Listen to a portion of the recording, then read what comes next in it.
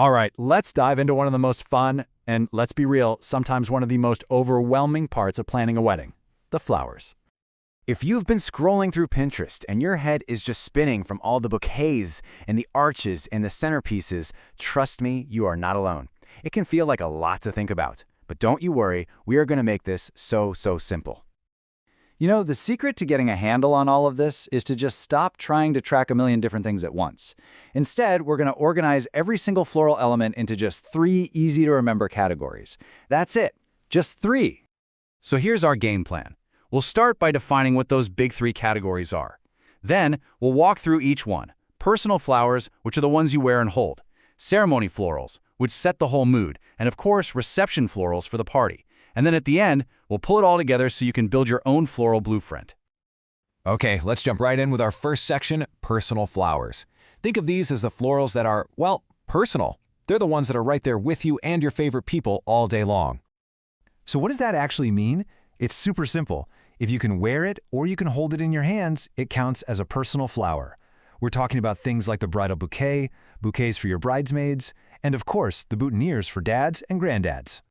Now here is a golden rule, a really crucial pro tip. If you have to prioritize where your flower money goes, put it into the bridal bouquet. I mean, think about it. It's going to be in almost all your photos, your close-up shots, and it's with you that entire walk down the aisle. It gets more screen time than any other floral arrangement of the day. Guaranteed.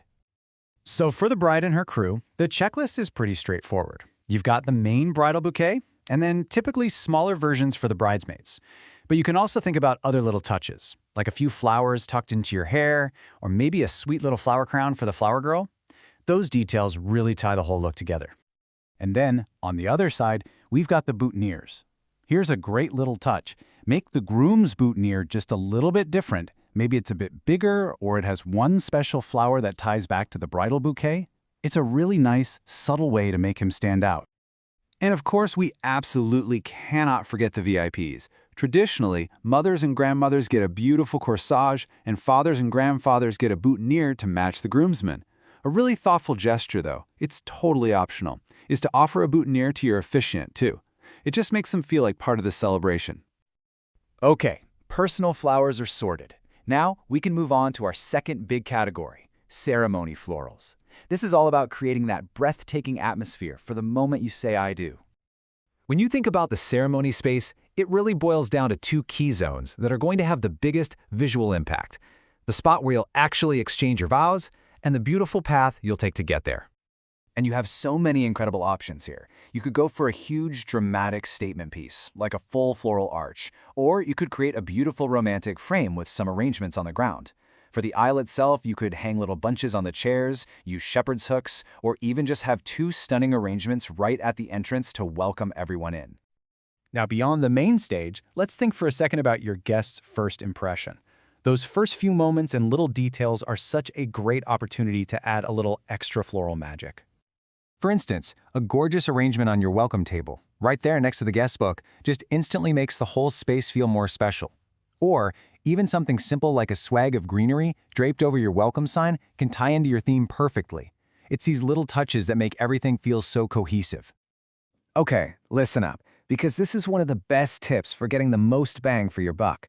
Make your flowers do double duty. Those incredible ceremony arrangements don't just have to be for one part of the day.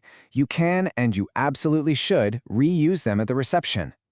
The key here is planning ahead. So, while all your guests are sipping drinks during cocktail hour, you can have your coordinator or a designated helper move those beautiful arch pieces to become a backdrop for your head table. Or, those aisle arrangements, they can now live on the bar or the dessert station. It's just smart, it's sustainable, and it saves you money. It's a win-win-win. And that whole idea of repurposing is the perfect transition to our third and final category, reception florals. This is all about bringing that party space to life, and it's usually where a big chunk of the floral decor is focused. I mean, let's be honest, the heart of the reception is usually the tables, where all your guests are going to eat and chat and celebrate with you. So naturally, this is where a pretty significant part of your reception flower budget is likely to go. For your guest tables, the sky's the limit. You can go with classic centerpieces, or maybe a more minimalist look with a few delicate bud vases, or even lush green garlands running down the length of long tables. Just remember to give your own table, whether it's a sweetheart table for two or a big head table, a little something extra to make it stand out. So once the main tables are figured out, think about the other high-traffic spots. Where are your guests going to be mingling, grabbing a drink, or hitting up the dessert table? These are all perfect little opportunities for some floral accents. And really, the possibilities here are endless. Tucking a few fresh blooms onto your wedding cake, placing a simple arrangement on the bar, or even a single bud vase in the bathroom, these are the thoughtful details that guests really notice. It just shows you've thought of everything and creates this wonderful, cohesive vibe. So, there you have it. We've gone through all three categories, but now we get to the most important part of all, creating your floral blueprint. And this is the main thing I want you to take away from all this. This whole checklist, it's a guide. It's not a rule book. Think of it like a menu of amazing possibilities, not a list of things you have to do. You do not need every single item on this list. Just pick and choose the things that feel right for you, for your style, and for your budget. We've broken it all down, right? From the bouquet you'll hold in your hands to the tiniest little flower on a cocktail table. You officially have the map. So the only question left is, what's the beautiful floral story that you want to tell on your day?